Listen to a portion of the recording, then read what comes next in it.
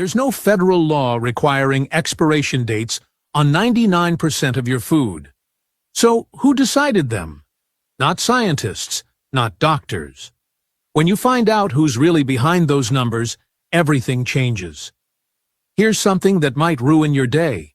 Those expiration dates on your food, they're basically made up. I'm not joking.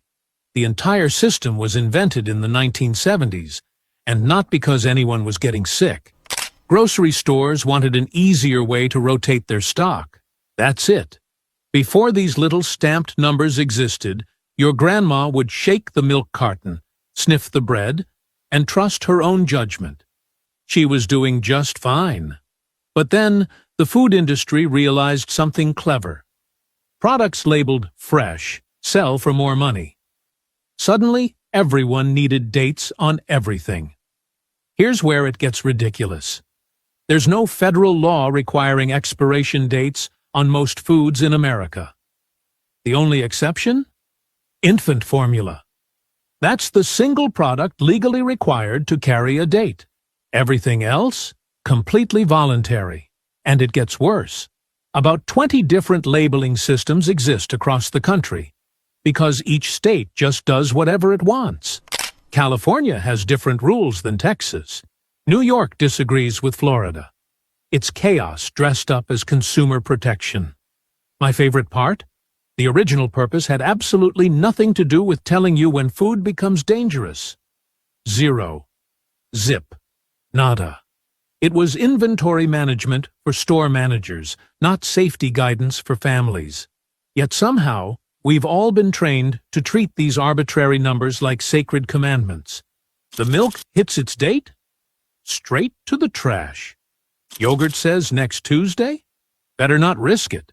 We've become prisoners to a system that was never designed to protect us in the first place. Makes you wonder what else we've been getting wrong, right? Well, those confusing phrases stamped alongside the dates are even more misleading. Sell by, best by, use by. They sound official and scientific, but the truth behind what each one actually means? That's where the real money-wasting confusion begins. Here's the thing most people get wrong. They see sell by and panic. They see best buy and toss everything in the trash. They see use by and act like the food will explode at midnight. But these labels mean completely different things. Sell by is literally just a note for the grocery store. It tells the teenager stocking shelves when to rotate products to the back. That's it. It has absolutely nothing to do with when you should throw food away. I learned this the hard way after tossing perfectly good yogurt for years like some kind of dairy-disposing maniac. Best Buy is about quality, not safety.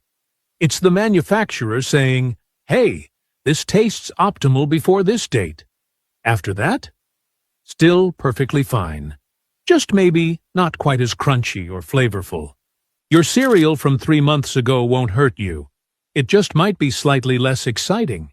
Which, let's be honest, describes most cereal anyway. Now, use by is the only one worth taking seriously. This label actually suggests a safety concern. You'll find it mostly on deli meats and unpasteurized products. Things that can genuinely make you sick. But here's the wild part. Roughly 80% of Americans don't understand the difference. 80%! We're out here throwing away perfectly good food because some marketing team picked confusing words. And manufacturers? They can use whichever phrase they want. There's no standardized system. No rules requiring specific terminology.